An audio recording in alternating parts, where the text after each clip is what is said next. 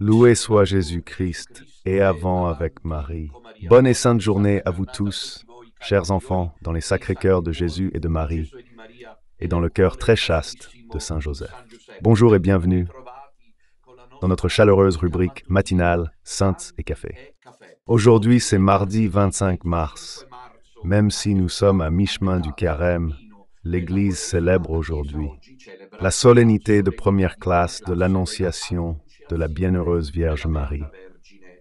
Nous nous souvenons aujourd'hui et célébrons ce moment source de salut, ce Big Bang de la rédemption, comme l'a appelé René Laurentin, qui est le moment où l'archange Gabriel, comme nous le lisons dans l'Évangile de Luc, se rend au nom de Dieu, ambassadeur de Dieu, dans l'humble, inconnue maison de demeure de Nazareth, où vit la Vierge encore plus inconnue et anonyme, selon les logiques du monde, du nom de Marie, promise en mariage à un homme de la maison de David, parce que le Fils de Dieu, le Messie, doit appartenir à la maison de David, et son nom était Marie, dit l'Écriture.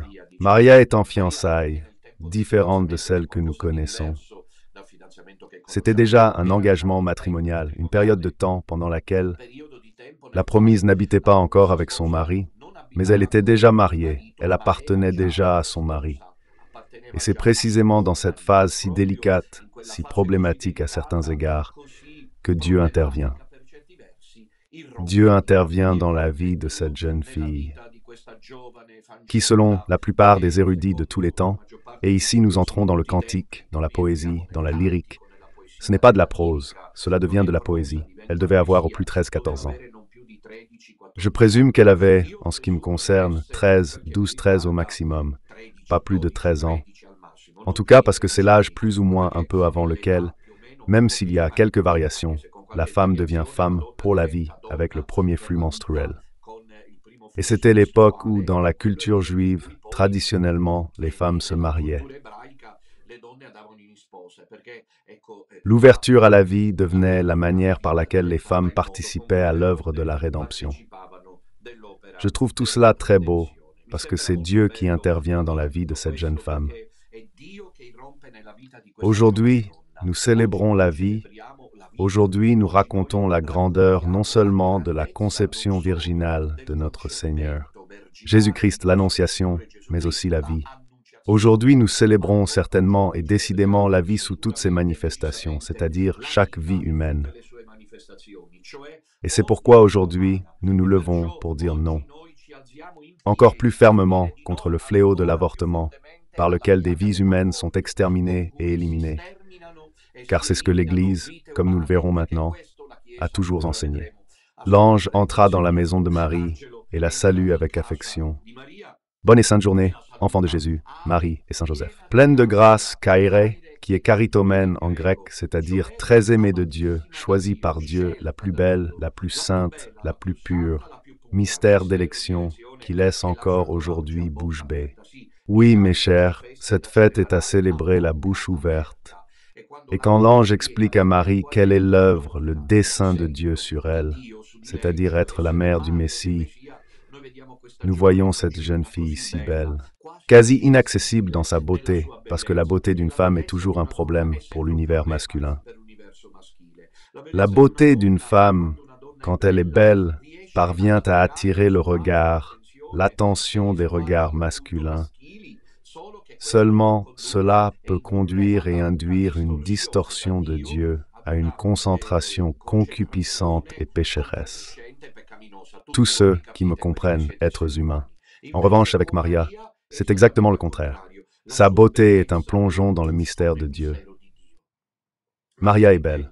Selon moi, ça devra être récupéré à nouveau. Maria est belle.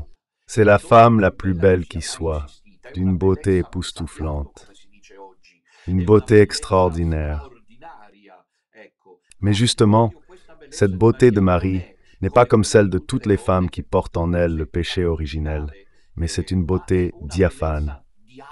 C'est une beauté en transparence, c'est-à-dire que cette beauté de Marie est capable, elle réussit, au cours de ces 2 millénaires, à conduire le christianisme vers Dieu, à conduire l'Église en direction du Christ, à amener les hommes à s'éprendre de Dieu.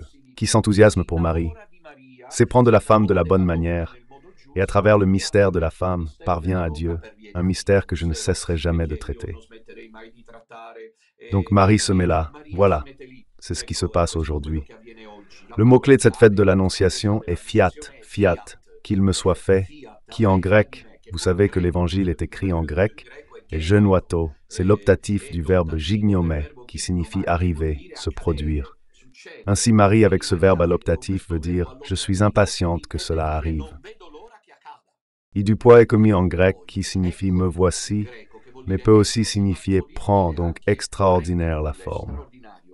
La matière inatteignable de Marie, cependant, d'une certaine manière, est également réfléchie dans la matière de la femme, de la forme féminine, qui est ouverte à la vie.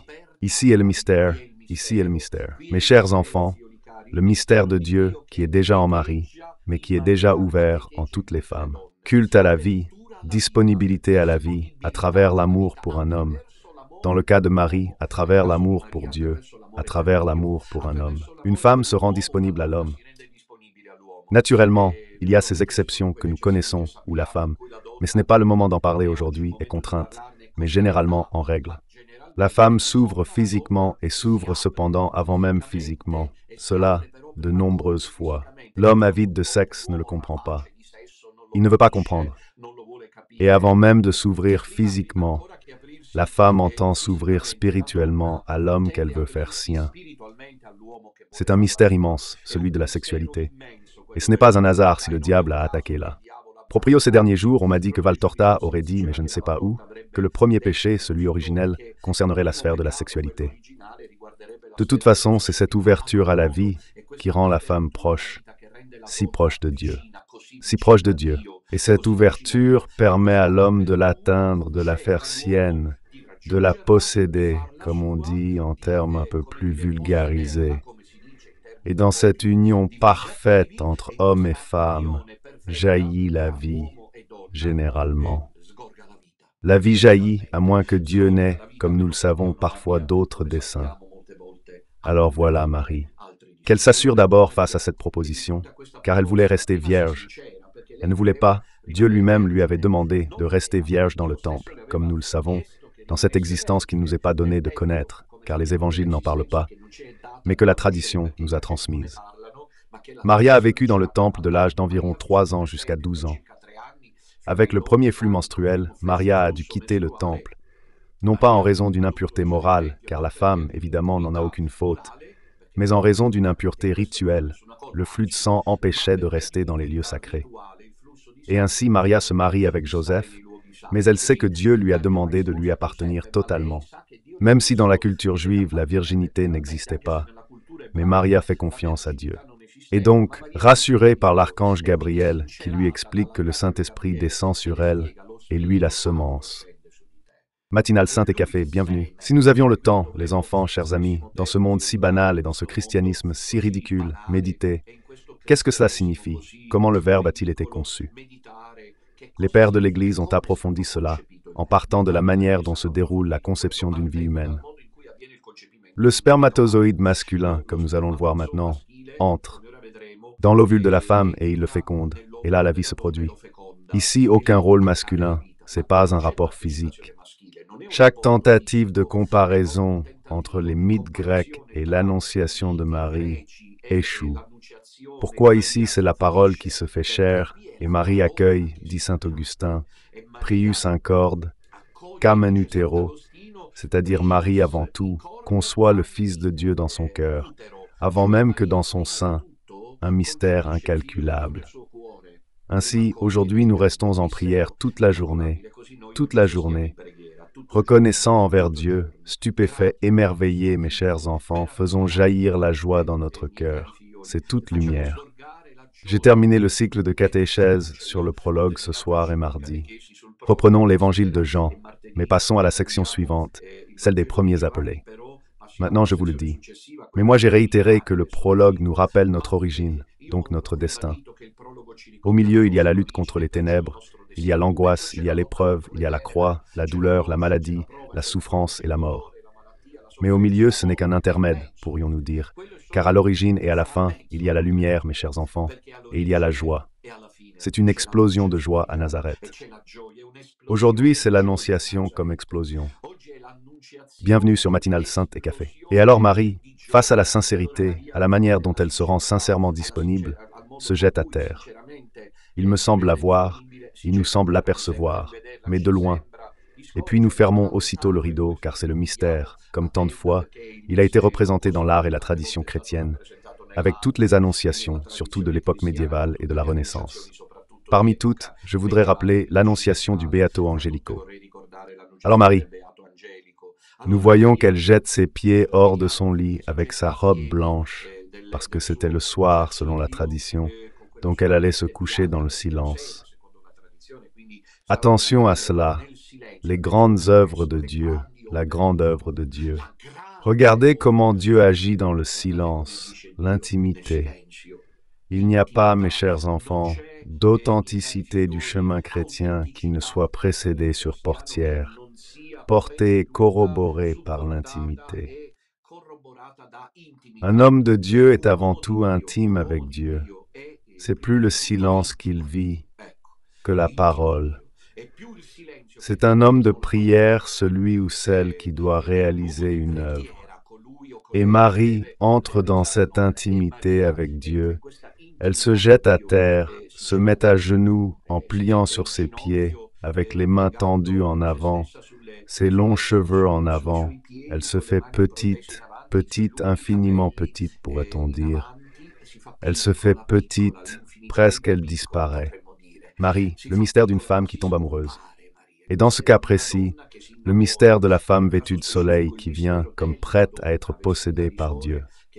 Je ne suis pas en mesure, je ne mérite pas de parler de ces choses parce que je suis pécheur. Je peux seulement entrevoir quelque chose que je vous dis de ce que je ressens aujourd'hui dans le cœur. Il se jette à terre et se rend disponible à Dieu. Exulte le ciel, exulte aussi l'univers. C'est le moment par excellence. Ni la création de la Genèse, ni tout ce qui suit dans la Bible, ensemble, ne saurait égaler la densité de ce moment inoubliable. Dieu exalte. C'est Dieu qui, si le Père éternel se lève là, prêt à voir ce qu'il répond. Marie, elle est là, amoureuse de cette créature, car en aimant cette créature, elle nous a tous aimés. Le Verbe est prêt à prendre les valises et à partir, le Saint-Esprit. On n'en parle pas car c'est son œuvre. Les trois sont là à l'observer, à la contempler, à la regarder. Regarde, contemple avec des yeux divins parce qu'elle est Dieu. Mais jamais Dieu n'avait posé le regard sur une créature, comme sur Marie. C'est le moment final, c'est le moment décisif, c'est le moment extraordinaire où, comme dit Saint Bernard, « Réponds Marie, réponds, nous t'en prions. Fais-le pour nous tous. Abraham te le demande du sein du ciel, Abraham, qui a été trompé par Ève et a perdu l'Éden, te le demande. Tous les patriarches te le demandent, Marie. Nous te prions, Marie. L'humanité aussi, pas seulement la divinité qui prie là-bas, l'humanité fait une seule voix et dit « À Marie, nous te prions, Marie, dis ton oui, afin que nous puissions tous être sages. » Et les anges restent là, retenant leur souffle. Avec les trompettes à la main, les anges trompettistes, pas ceux qui annoncent les châtiments de l'Apocalypse, mais qui sont impatients de chanter. Alléluia, alléluia, alléluia. Maintenant, c'est le silence. C'est le silence de la Genèse. C'est le silence des origines. C'est le silence de la création primordiale. Me voici, je suis humblement la servante, dévouée du Seigneur. Qu'il me break time soit fait, selon ta parole. C'est une explosion cosmique, tellement énergétique, un véritable dynamisme de lumière, débordante de joie, d'une grâce remarquable, d'un amour infini, apportant la paix, de liesse et d'alléluia. L'alléluia remplit le monde. Le Père éternel tape time dans la main du Fils. Et à un moment donné, les anges, alors là, n'en parlons pas, commencent à jouer de leurs trompettes, à chanter les harmonies du ciel. Tout le monde exulte, le monde est renouvelé. À travers cette petite femme-là, cette minuscule femme, il y a un chant magnifique de la tradition grégorienne qu'il appelle Marie, qui s'appelle Marie, Voilà, yes, virgule, virgule. On ne le voit pas dans un texte, c'est important, mais enfin ici ça disparaît, des mots énormes sortent. Et puis virgule, une chose minime, Marie est la virgule de Jessé, qui est le père de David, pour dire la descendance, la dynastie davidique. Et Marie est une virgule, mais moins ou moins qu'une virgule, c'est un point, et pourtant elle est géante. Femme vêtue de soleil, comme dirait Bartolo Longo, l'omnipotente par grâce, la reine des anges, l'immaculée Vierge Marie, désignée par Dieu pour vaincre le serpent. Marie dit, « Me voici, je suis la servante du Seigneur, qu'il me soit fait selon ta parole. » J'ai déjà reçu ce matin à l'aube un cadeau, et je pense qu'il vient de la Vierge Marie. Pardonnez-moi quand je suis si spontané, je me sens comme un enfant devant les manèges. Et je voulais vous dire que ce matin, j'ai reçu un cadeau de la Vierge Marie. Et je vous dis, quel est ce cadeau? Le cadeau pour moi, c'est ça fait une semaine environ, oui, moins une dizaine de jours environ, que j'attendais l'événement qui pour moi est important, qui marque un passage. Pour moi, cet événement marque le passage de l'hiver. Avec ses rigueurs, vous savez tous combien j'aime le froid et comment je l'ai absorbé aussi cette année. L'année dernière, c'était plus sec. Cette année, ça a été très humide et plus problématique. Donc pour ceux qui en souffrent un peu partout en Europe, je ne vous dis pas en Roumanie, etc., traverser les Pyrénées pour aller en Espagne, quoi qu'il en soit, ça fait quelques jours que j'attendais l'événement qui pour moi marque le passage à la lumière. Le passage à la chaleur, le passage à la nature qui explose, le passage à la beauté avant le printemps puis l'été. Avez-vous compris ce que j'entends par l'arrivée des hirondelles? Je suis resté un peu perplexe parce qu'à travers l'Italie, Vérone, Bologne, Ancône, Lucques, j'ai regardé chaque matin leur arrivée et chaque jour j'ai dû attendre. Eh bien, ce matin justement lors de la fête de la joie, lors de la fête de l'explosion de la vie qui est la vie de Dieu dans le sein de Marie, quand je me suis réveillé, la première chose que j'ai faite a été d'ouvrir la fenêtre. Et voilà ici à Terni, et juste à ce moment-là, passait juste devant ma fenêtre, une petite hirondelle. Vous ne pouvez pas imaginer ce que cela a produit, quelle joie cela a produit en moi, cette vision. Aujourd'hui, les hirondelles sont de retour. Pendant que je vous parle, je les vois passer et repasser parce qu'elles construisent leur nid sur les toits. Et dans la fête de la Vierge Marie annoncée, nous découvrons ce précieux don de Dieu qui nous a été offert. Alors pouvons-nous conclure, peut-être, après quelque chose que j'ai dit?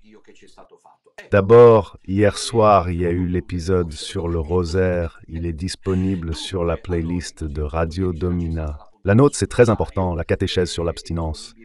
Mais vous voyez dans la description, il y a Père Johannes, Frère Celestino. Vous voyez la deuxième partie. Il sujet à porter sur le grand prélat et la consécration de la Russie, sur lesquels sont intervenus séparément par des voies différentes. D'abord Frère Celestino, puis Père Johannes. Vous trouvez cette intervention de ma part extrêmement importante. Là, dans la deuxième partie de la catéchèse d'hier soir, disponible sur la playlist. Aujourd'hui, c'est mardi, c'est l'Annonciation du Seigneur. Nous sommes à Terni, parce qu'aujourd'hui, après-midi à 16h, nous nous retrouvons à l'hôtel Michelangelo Palace de Terni pour ce moment de grâce, de fête et de lumière, qui est la solennité de l'annonciation du oui de Marie à Dieu.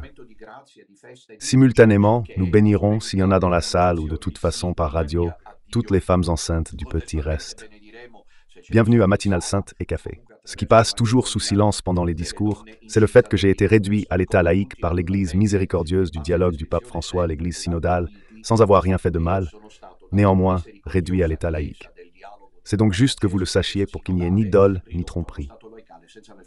Et puis en même temps, ce soir à 21h, et mardi, comme je vous disais, nous poursuivons la lecture et le commentaire de mon premier volume sur l'évangile de Jean, l'Aquila et le Soleil, qui est toujours disponible, en appelant le secrétariat de Radio Domina Nostra. Ce soir, nous parlons de l'appel des premiers disciples. Jean. Christ 1, versets 35 et 51, restera quelqu'un, donc nous serons là contextuellement à cela. Je voulais aussi vous faire savoir que nous nous préparons pour le week-end intense, car samedi prochain, 29 mars, nous serons à Teramo, dans les Abruzes, à l'hôtel Hermitage, via Dante Alighieri, à Silvi. En province de Teramo et dimanche prochain, 4e dimanche de Carême, l'Etar, on l'appelle ainsi, c'est-à-dire de la joie, nous serons à Naples, à l'hôtel Ramada by Wyndham, où nous avons toujours été.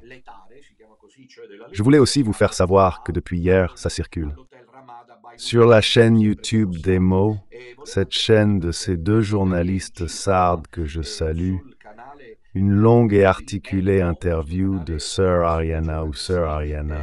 Comment voulez-vous que nous l'appelions, qui a voulu librement se rendre disponible pour la première fois, et c'est donc un scoop.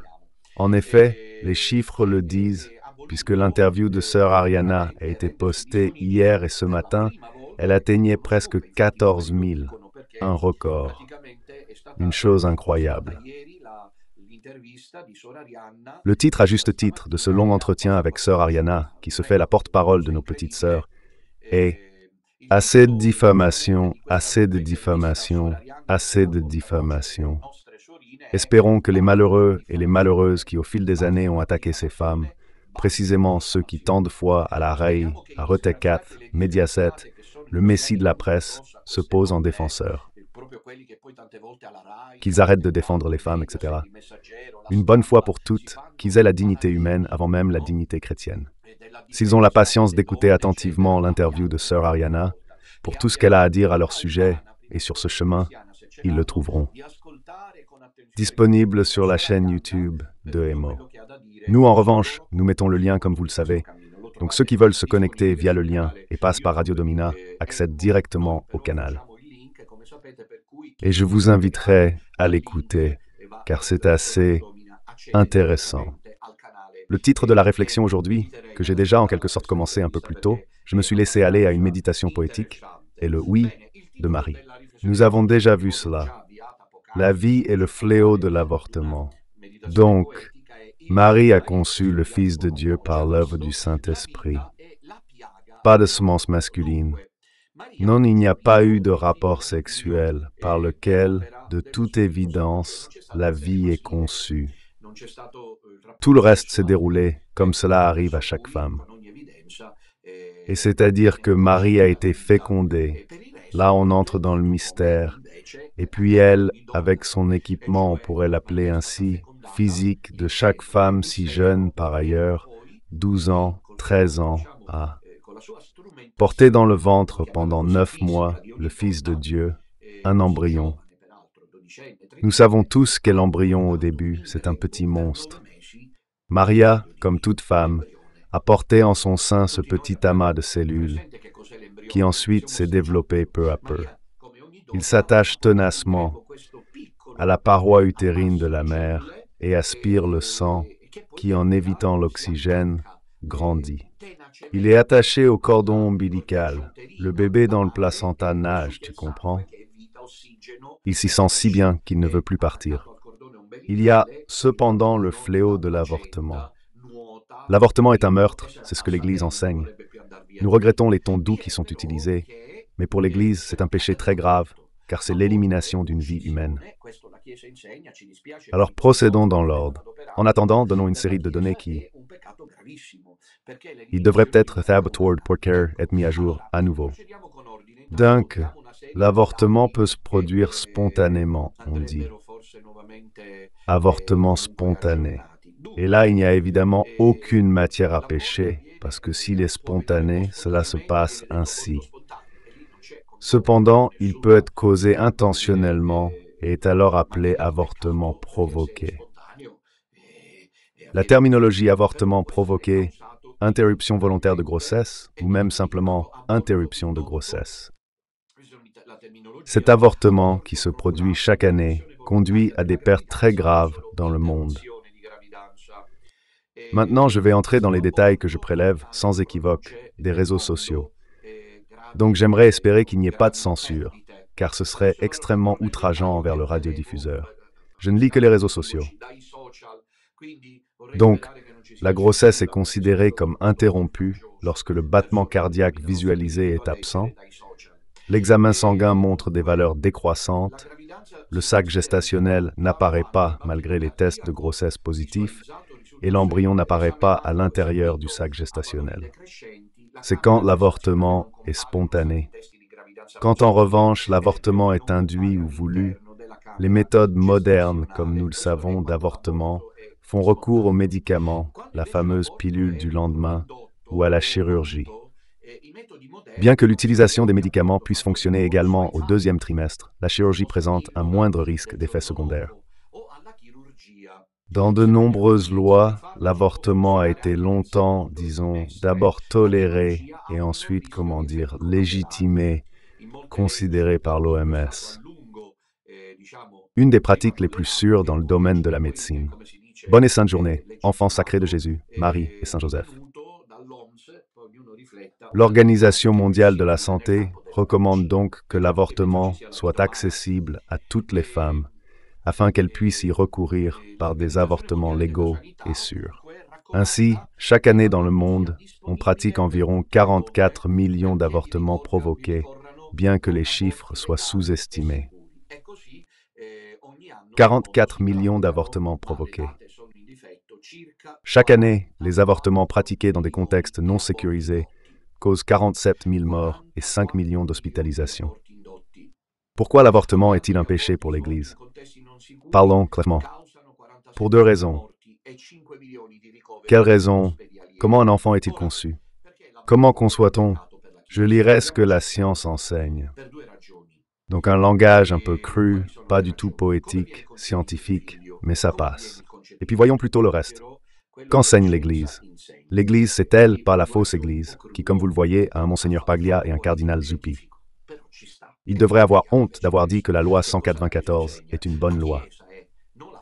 Un catholique ne peut pas dire qu'une loi sur l'interruption volontaire de grossesse est une bonne loi. Quoi qu'on en dise, elle ne peut pas être une bonne loi.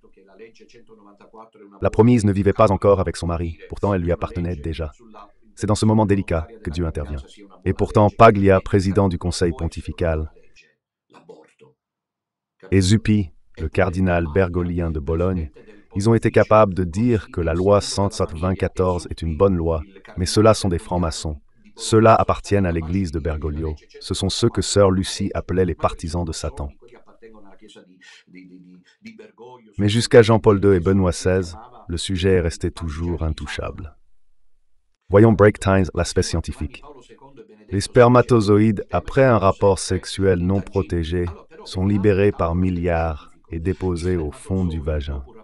La paroi vaginale est un environnement trop acide pour les spermatozoïdes, qui pour cette raison veulent immédiatement quitter cet endroit. Cavité, pour se diriger rapidement à pénétrer le soi-disant mucus cervical. Après exactement environ 1 minute après l'éjaculation, le sperme se coagule et les spermatozoïdes restent bloqués. Certains, cependant, réussissent avant la coagulation à remonter vers les trompes.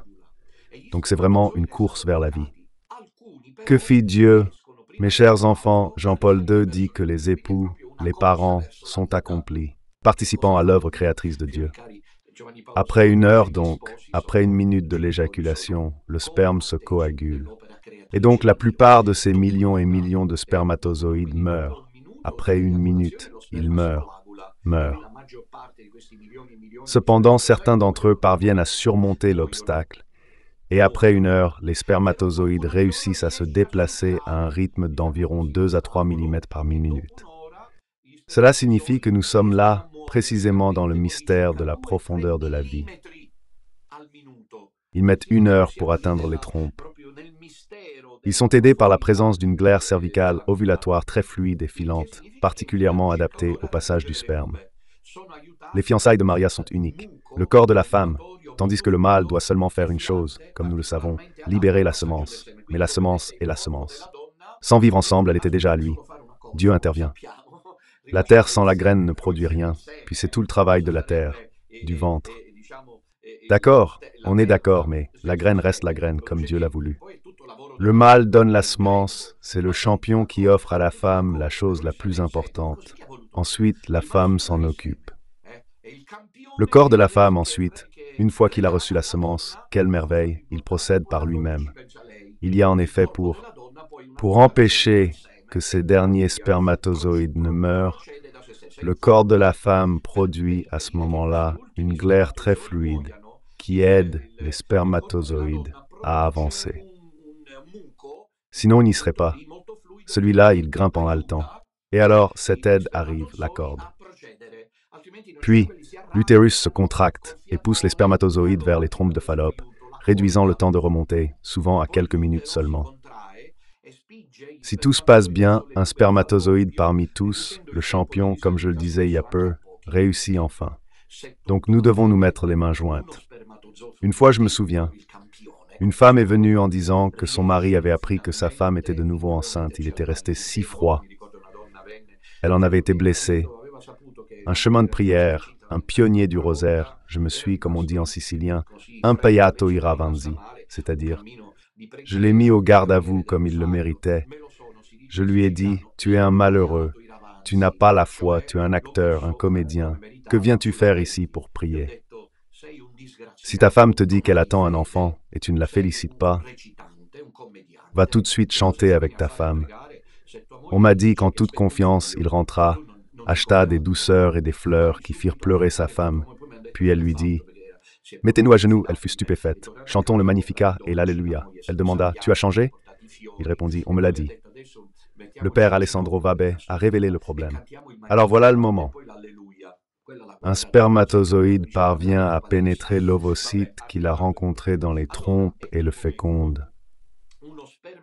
C'est le moment magique, le tien, le tien, le tien, le mien de chacun de nous. Nous n'aurions pas été là s'il n'y avait pas eu cela. C'est le moment où le spermatozoïde masculin pénètre, le verbe est très important, et pénètre l'ovocyte. C'est le moment déterminant où, break time dans le calme, se déroule réellement la conception. À la fin de ce processus, la zone pellucide ne permet plus le passage d'autres spermatozoïdes. C'est bon, un est passé. Le corps de la femme se protège maintenant des autres spermatozoïdes. 23 chromosomes. Quelle heure est-il en plus, puisque le spermatozoïde apporte ses 23, tu comprends? L'homme et la femme, chacun donne son propre patrimoine génétique. À la fin de ce processus, peu après, les deux noyaux s'approchent du centre de l'ovocyte, ils fusionnent. Des verbes précieux, c'est scientifique, cependant c'est la vie, ils fusionnent et se mélangent avec leur patrimoine génétique. Il s'est formé ce qu'on appelle un zygote. Dès le zygote commence immédiatement, sans retard, la division cellulaire. Le zygote se divise en deux. Les deux cellules se divisent à leur tour en deux, nous sommes à 4. Celles-ci se divisent à leur tour en deux, nous sommes à 8. Et ainsi de suite. Après quelques jours, le zygote est devenu une structure plus complexe appelée blastocyste, qui descend vers l'utérus pour s'implanter environ après 7 jours. Depuis la fécondation dans l'endomètre, c'est-à-dire ce que j'ai un peu plus vulgairement appelé le cortex utérin. Voici, c'est le prodige qui se produit dans la vie. Dieu a voulu que l'homme et la femme participent à la vie. Maintenant, pour l'Église, à cette description scientifique, s'ajoute la connotation théologique et biblique, c'est-à-dire au même instant. Auquel celui-ci, devrions-nous le dire presque les mains jointes aujourd'hui, que nous contemplons l'annonciation du Seigneur et donc la conception du Fils de Dieu, au même instant où, à ce moment-là magique, divin, j'allais dire, en fait, c'est divin, au même moment où le spermatozoïde pénètre l'ovocyte et la conception a lieu. Là, il y a un acte divin. Écho, attention, c'est le passage décisif.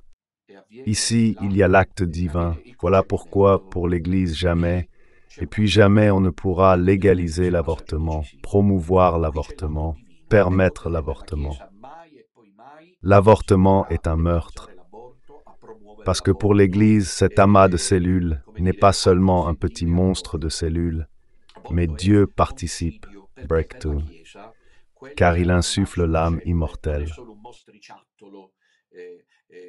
Des vies humaines, les femmes, avec la complicité de leurs maris, ont sacrifié des millions d'avortements. Aujourd'hui, nous voyons essentiellement que la société est plate. Il me semble que cela se voit, et pas seulement dans la foi, mais aussi dans la littérature, la poésie, l'art.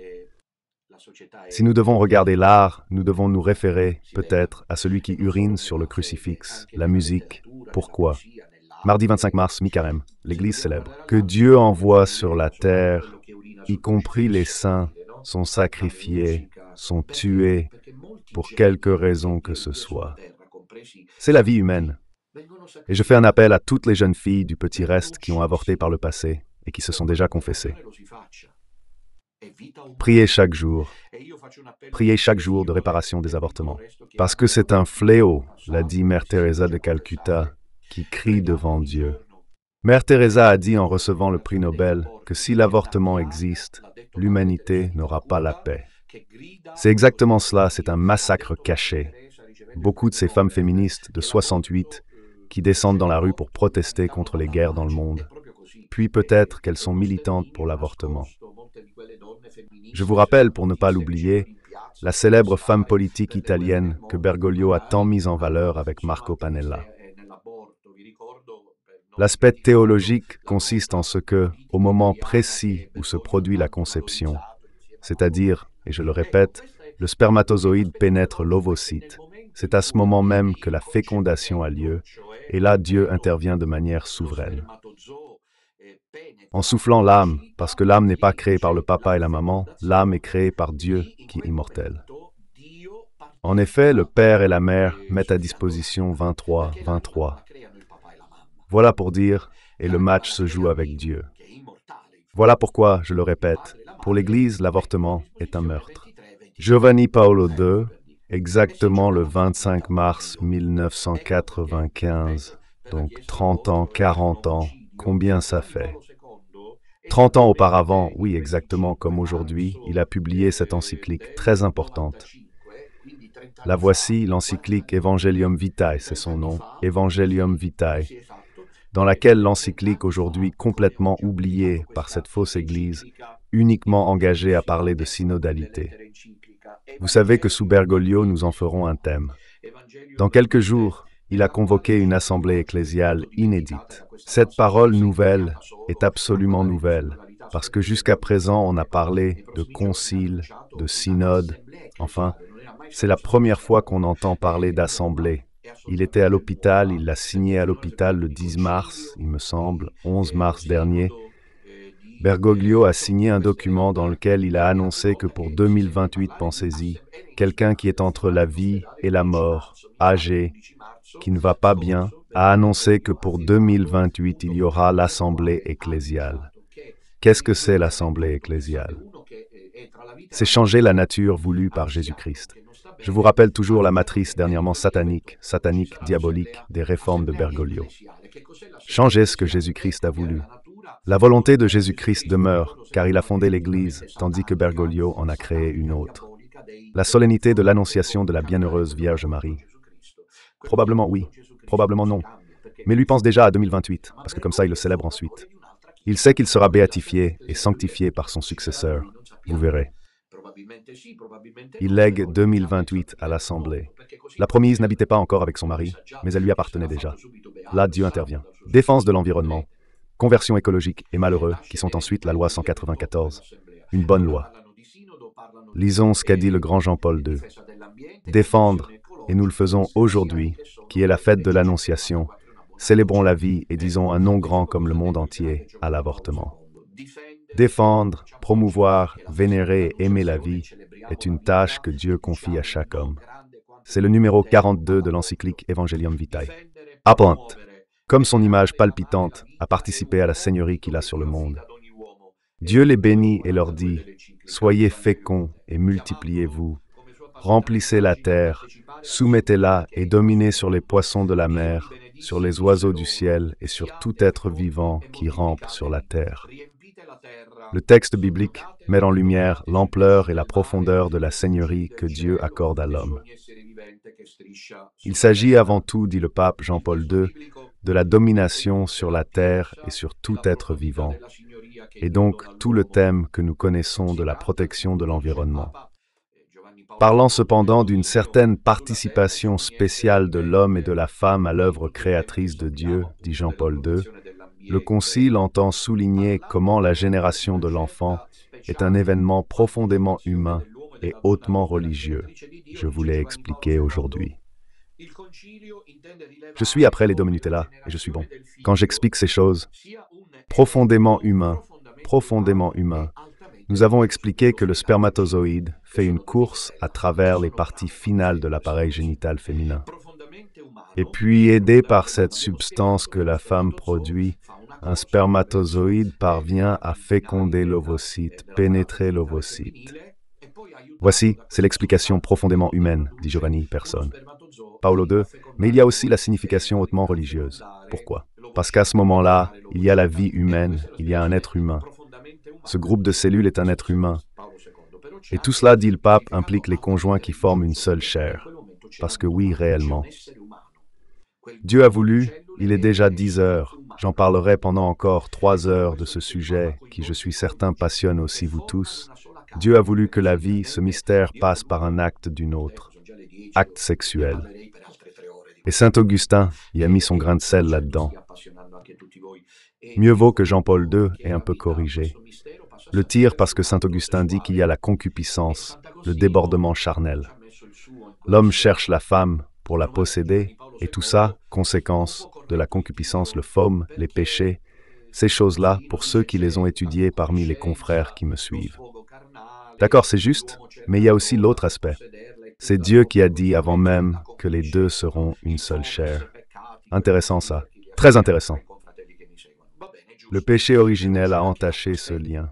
Cette union cependant, mais si un homme et une femme s'aiment vraiment en Dieu, cette relation sexuelle et dans la dimension concupiscente est dépassée. Ici, la femme aide toujours le plus. L'homme a supposé qu'elle n'était pas une perverse, parce qu'apparemment de nos jours, aujourd'hui, je peux être contredit sur quelque chose. Cela a toujours été ainsi avec la femme. La sexualité en tant que telle, brute et crue, elle ne la vit jamais vraiment, sauf à travers une dimension plus élevée, plus profonde et plus symbolique, sinon elle ne participe pas. Elle devient une machine à plaisir pour l'homme. Mais aujourd'hui, souvent, ce n'est plus ainsi. Alors la femme prend l'homme par la main et lui dit « Viens, entre chez toi, c'est chez toi ». Mais alors vraiment là, les deux deviennent une seule chair. Et voilà pourquoi, par exemple, un thème lié à cela est que l'utilisation des contraceptifs, mais partent-là à la pêche, comme la fausse église de Bergoglio, parfois à peine mentionnées, mais ensuite censurées, ces questions sont un péché grave, car une chose est la relation sexuelle responsable, qui peut vouloir dire beaucoup de choses. Cela peut signifier les méthodes naturelles et d'autres choses, car l'homme a ses besoins et la femme de même les siens. Les besoins de l'homme sont si c'est ma femme et je te veux, ceux de la femme sont aujourd'hui je peux, demain, et ainsi de suite. Il faut trouver l'équilibre. Ce qui est permis par l'Église, c'est que chaque rapport sexuel ne doit pas nécessairement s'ouvrir objectivement au don de la vie, mais qu'on n'utilise pas de contraceptif. Car le contraceptif, toutes les formes de contraception, du préservatif à la pilule du lendemain, qui n'est pas un contraceptif, est abortif. De toute façon, le stérilet sont des péchés graves, car c'est un non à l'œuvre de Dieu. Combien de fois un couple s'unit, sûr qu'il ne se passera rien, et que la femme tombe enceinte? Cela prouve que Dieu l'a voulu. Alléluia, c'est une vie humaine. Jean-Paul II ajoute quelque chose de très beau. Ainsi, l'homme et la femme, unis par le mariage, sont associés à l'œuvre divine. Padre Pio a inspiré de nombreuses vocations. Sans vivre avec lui, elle lui appartenait. Dieu intervient alors. Il n'a fondé aucun ordre religieux. Padre Pio, mais c'est comme s'il l'avait fait parce qu'il poussait. Je ne sais pas combien de personnes à devenir frères, sœurs, etc. Padre Pio incitait les couples à se marier et se fâchait s'ils n'avaient pas beaucoup d'enfants. Eh bien, quand ces couples qu'il mariait depuis sa jeunesse allaient le voir pour lui annoncer la naissance d'un enfant ou lui montrer l'enfant, Padre Pio pleurait. Toujours. S'il ne pleurait pas, versant des larmes, ses yeux devenaient brillants. Maria a des fiançailles pas comme les nôtres. Ensuite, il le disait, parce qu'il disait qu'il était ému devant ce couple que Dieu rendait participant de la création. Il semblerait que l'histoire de Padre Pio soit vraie, une femme s'est confessée après un avortement et Padre Pio fut bouleversé en affirmant que cet enfant avait une mission essentielle dans l'Église. L'Église n'en a rien tiré.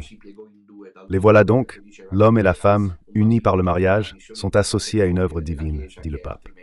Par l'acte de la génération, le don de Dieu est accueilli et une nouvelle vie s'ouvre à l'avenir. La vie humaine, numéro 44. Cela intitule La dignité de l'enfant pas encore né. Seul le pape Jean-Paul II parlait ainsi. Il est insurpassable, inatteignable, incomparable. Jean-Paul, la dignité de l'enfant pas encore né. Si le ciel voulait que cette catéchèse obtienne aujourd'hui, qu'une femme qui voulait aller avorter change d'avis, ce serait une fête de l'Annonciation extraordinaire. La vie humaine se trouve dans une situation de grande précarité lorsqu'elle entre dans le monde et lorsqu'elle quitte le temps pour atteindre l'éternité. Naissance et mort. Les invitations à la sollicitude et au respect sont bien présentes dans la parole de Dieu, surtout en ce qui concerne l'existence menacée par la maladie et la vieillesse. Il manque des appels clairs à sauvegarder la vie humaine. Aux origines, en particulier la vie pas encore née, ainsi que celle proche de sa fin. Cela s'explique facilement par le fait que même la simple possibilité d'offenser, d'agresser ou même de nier la vie dans ces conditions s'éloigne de l'horizon religieux et break time culturel du pôle de Dieu. Jean-Paul II cite des textes, mais je manque de temps. Je ne peux pas vous les lire parce que le temps est écoulé. En somme, nous pouvons dire les choses ainsi, à savoir que Dieu participe à l'œuvre créatrice lorsqu'un homme et une femme s'unissent sexuellement, que l'union sexuelle est contemplée et voulue par Dieu. Il faut une paternité et une maternité responsables. Et donc, pour l'Église, pour le magistère officiel du Saint-Père Église, celui apostolique, que disent les derniers prêtres arrivés. Qu'elle soit apostolique, celle qui suit l'Évangile, pour ce magistère apostolique, l'avortement est un péché très grave. Pour cela, on excommunie les sentences aux femmes qui avortent et aux maris qui participent à l'avortement. C'était un péché réservé qui devait être confessé à certains prêtres. Autrefois, l'avortement, pénitence imposée par l'évêque, se confessait seulement à un prêtre attitré. Mais si cela m'est arrivé, des femmes venaient te voir après avoir avorté, ou des maris venaient confesser l'avortement. Toi, tu ne pouvais pas donner l'absolution. Tu devais les envoyer à la cathédrale de Palerme, où se trouvait le pénitencier majeur désigné par l'évêque pour donner l'absolution, parce que tous les prêtres ne le peuvent pas, parce qu'il y a une excommunication latae sententiae. C'est tellement grave, l'avortement, que celui qui le commet est excommunié. Il est en dehors de l'Église. Pour être réintégré, il faut un prêtre spécifique qui absout de ce péché. Cela pour vous dire combien le don de la vie humaine est précieux, et comment aujourd'hui, au contraire, on assiste continuellement à la banalisation de la sexualité, sans aucun doute l'une des œuvres les plus sataniques dans le monde. Les fiançailles de Maria diffèrent des nôtres. Que le garçon joue. Supposons qu'un couple d'adolescents sorte le samedi soir. Dieu intervient pour elle. Nous voilà à Jésus-Christ, en avant avec Marie. Avec les filles, avec les adolescentes. Je vais raconter un épisode qui m'a laissé sans voix et m'a fait comprendre une fois de plus à quel point elle est mystérieuse et incompréhensible.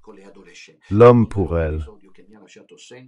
L'homme aussi avec sa femme et avec sa fille. Ensuite, je raconte pour que vous compreniez. Une fois, un papa est venu. Entre le sérieux et la plaisanterie, il m'a raconté quelque chose d'absolument invraisemblable, mais qui en dit long. Et c'était ça. Le papa disait qu'un jour à sa fille, en constatant son comportement inapproprié, il déclara qu'elle devait immédiatement quitter les lieux. Aujourd'hui, qui est samedi à 22h30, sois à la maison. Malheur à toi si tu ne reviens pas. 22h30.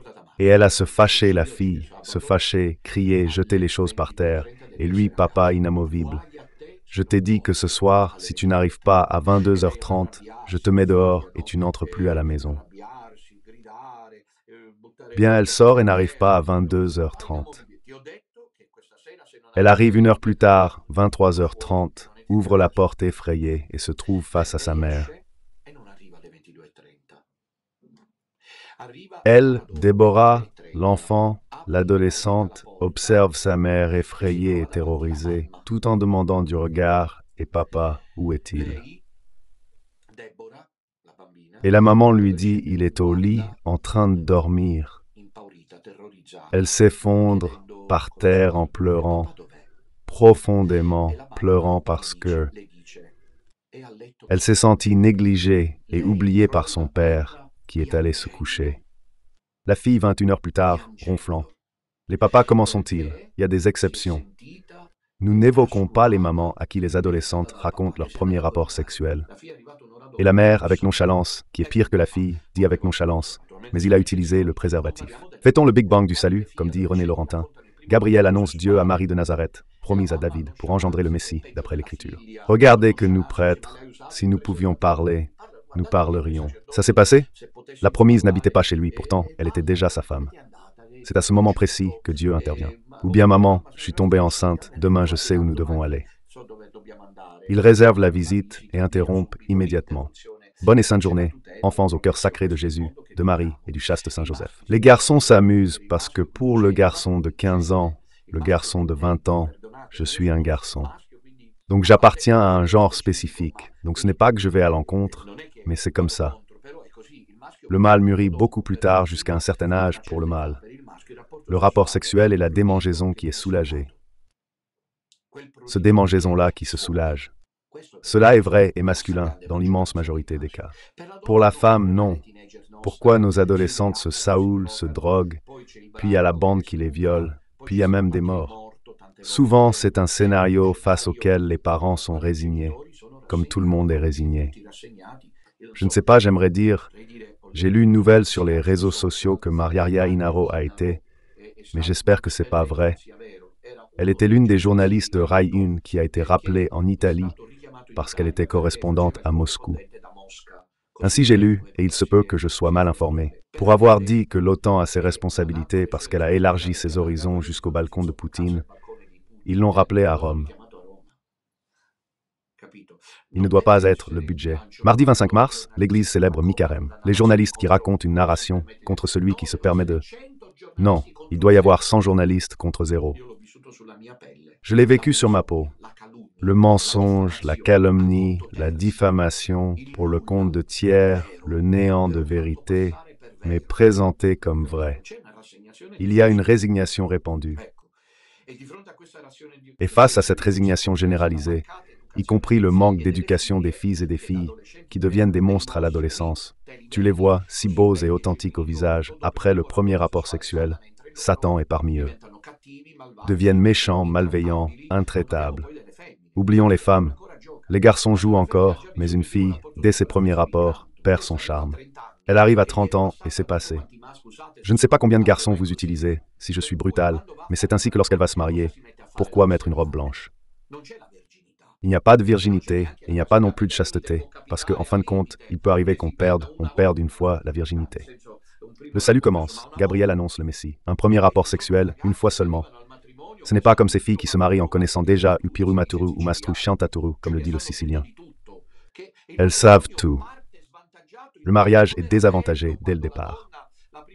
Comme c'était beau quand la femme, la première nuit de noces, disait à l'homme qu'elle ne savait pas exactement ce que nous devions faire. C'était de la stupidité. Oui, parce que si aujourd'hui une adolescente dit par hasard qu'elle est vierge, ses camarades se moquent d'elle, Voilà Jésus-Christ, place à Marie. Christ, le lesbianisme se répand aujourd'hui car on en a assez d'hommes et de femmes.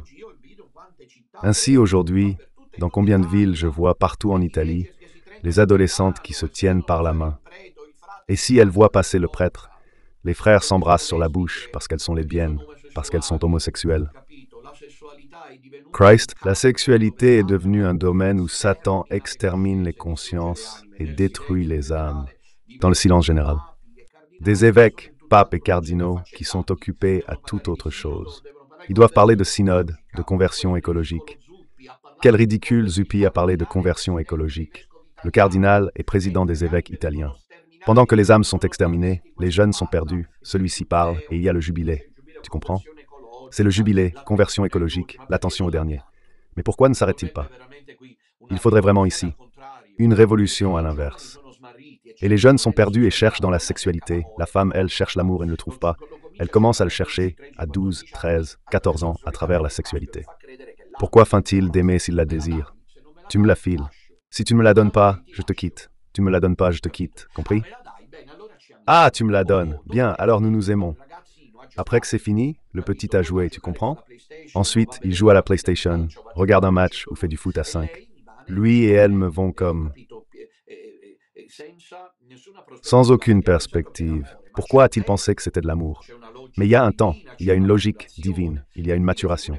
Et ici, où sont les figures maternelles? La figure paternelle qu'est-elle devenue, dirions-nous prêtres, depuis les chairs, quand avons-nous parlé davantage de ces choses que Dodo Menutella traite aujourd'hui? Voici mes chers, le oui de Marie donne la vie et la plaie de l'avortement. Je conclus ainsi en regardant à nouveau Marie, car son oui à Dieu, dans cette conception qui n'est comme celle de tout autre être humain, est une conception virginale. Par l'œuvre du Saint-Esprit puisse naître un dynamisme, un mouvement brigade de grâce pour nos adolescentes. Je dis que lorsque la femme redeviendra elle-même, lorsque la femme mettra à jamais sous ses pieds les ambitions, 68 arts qui n'étaient rien d'autre que des fumées diaboliques. Et elle retrouvera sa propre identité d'intimité, de préservation de la vie, de protection du foyer familial. Alors là, il y aura un mouvement, la société pourra changer.